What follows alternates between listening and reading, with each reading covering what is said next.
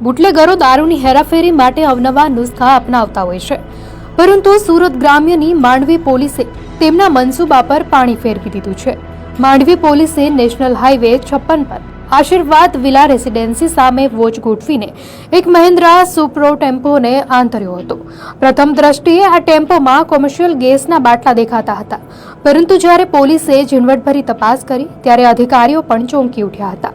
બુટલેગરોએ ગેસના બાટલાઓમાં ખાસ ચોરખાના બનાવ્યા હતા, જેમાં વિદેશી દારૂનો જથ્થો છુપાવવામાં આવ્યો હતો।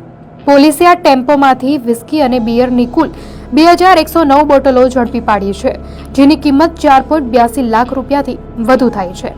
આ મામલે પોલીસે વાહન ચાલક મેહુલ પટેલ અને તેના સાથી જિગ્નેશ પટેલની ધરપકડ કરી છે। પોલીસ તપાસમાં ખુલ્યું છે કે દારૂનો જથ્થો સેલવાસના સંતોષે મોકલ્યો હતો અને માંગરોળના સમીર તંબોલીએ મંગાવ્યો હતો। હાલ પોલીસે કુલ 7.22 લાખનો મુદ્દામાલ જપ્ત કરી 2 શખ્સોને વોન્ટેડ જાહેર કર્યા છે।